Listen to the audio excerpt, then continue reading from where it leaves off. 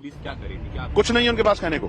ऐसा लगता है कि मुख्यमंत्री ने उनको आदेश दिया, क्योंकि सिर्फ मेरठ की पुलिस नहीं थी, सहारनपुर की पुलिस, गाजियाबाद की पुलिस, जिस रास्ते से मैं जा सकता था वहां की पुलिस सक्रिय थी मुझे रोकने के लिए। इसका मतलब मेरठ नहीं था, सिर्फ डिस्ट्रिक्ट मेरठ नहीं था। इसका आदेश उत्तर प्रदेश मुख्यमंत्री की तरफ से आया कि चंद्रशेखर को वहां नहीं जाने देना, क्योंकि चंद्रशेखर अगर वहां जाएगा तो होगा क्या, उस परिवार में बल पैदा होगा और वो अपनी बात को मजबूती से कह पाएगा, अपनी लड़ाई को मजबूत कर पाएगा। और सरकार नहीं चाहती कमजोर वर्गों में दलित, पिछड़े, मुसलमान अपनी लड़ाई को मजबूत कर सके। वो उनको दबा डराकर, यानी कि हम आपको मारेंगे भी और रोने नहीं देंगे, इस तरह की तानाशाही। मीडिया को क्यों नहीं जाने दे रहे, क्या छिपाना चाह रहे? बीजेपी के नेता तो कल भी वहां गए, तो ऐसा क्या था कि चुनाव सांसद वहां नहीं जा सकता? उसका कारण मात्र ये था कि चंद्रशेखर जाएगा तो परिवार में बल पैदा होगा, उनमें बल पैदा ना हो और वो तड़प तड़प के वहीं मरे, डरे, वो अपनी बात ना कह पाए। इसलिए क्योंकि जब मैं उनसे वीडियो कॉल बात कर रहा हूँ तो चारों तरफ पुलिस खड़ी हो, क्या कह पाएंगे अपनी बात?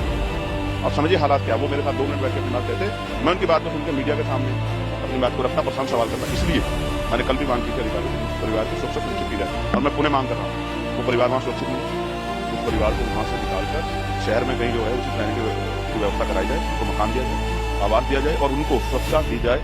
जब तक ये नहीं होगा तो न्याय नहीं हो सकता। और अगर ऐसा नहीं होता तो मैं डंके की चोट पर कहता हूं कि इस प्रदेश में दलितों, पिछड़ों, मुसलमानों के लिए जो हालात वो पलायन जैसे हैं और उनकी सुरक्षा किसी के भरोसे नहीं है। मुख्यमंत्री कहते थे हर चौराहे पर अगर कोई बेटी को चंद्राज बैठा जब राजीव गुंडों को संरक्षण करने वाले सरकारी नेता और उनके आगे मजबूर, जिस खाकी का हम लोग दिल से सम्मान करते हैं, खाकी मैंने मजबूर कर दी। उनके पास सब नहीं थे ये बयान करने के लिए एक चुनाव सांसद अपने परिवार को।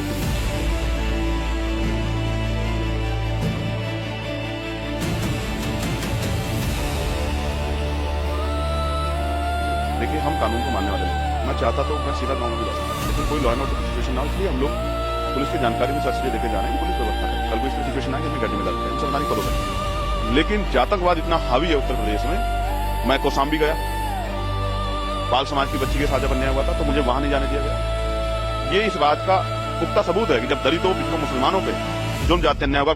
बिजनौर में क्या हुआ, वाल्मीकि है, वाल्मीकि कह के किस तरह से जो है जूता मारा गया अभी 2 दिन पहले, सब आपके सामने है। जिस तरह का अन्याय यहाँ दिल्ली में क्या हुआ, किस तरह से बुलडोजर चला के जो है लोगों के अधिकारों को, लोगों की आवश्यक चीजों को निष्ठा नबूद कर देगा, ये सब हम देख रहे हैं किस तरह का जुल्म उत्तर प्रदेश और देश में दलितों, पिछड़ों, मुसलमानों के, आदिवासियों पे हो रहा है। इस अन्याय को सहने वाला नहीं है ये कमजोर समाज, ये उठ के खड़ा हो जाएगा। और जितनी ये उठ के खड़ा होकर इन्होंने कहीं चंद्रशेखर आजाद पे को जिस तरह भरोसा करके ताकत दी और ताकत बढ़ा दी, तो किसी गुंडे की हिम्मत नहीं रहेगी किसी बहन बेटी का अपमान कर दे या इनको इनके धार्मिक को नुकसान पहुंचा दे। मैं आज की गारंटी। कहाँ गए सब लोग जो बेटी बचाओ बेटी पढ़ाओ नारा दे रहे थे, अब कहाँ गए वो सब लोग? जब उत्तर प्रदेश इतने बड़े, जो देश के बराबर है, इतने बड़े सूबे में दलितों की बेटियों को कुचला जा रहा है, उनको दिन दहाड़े अगवा किया जा रहा है, कहाँ गए वो सब लोग? सब ठंडे हो गए। ये हिंदू राष्ट्र क्यों नहीं आए? विश्व हिंदू परिषद के लोग क्यों नहीं आए? बजरंग दल के लोग क्यों नहीं आए? आरएसएस के लोग उस बेटी की रक्षा के लिए क्यों उस बात को रोना पड़ रहा? तो आपका हिंदू राष्ट्र ये यही समाप्त हो गया।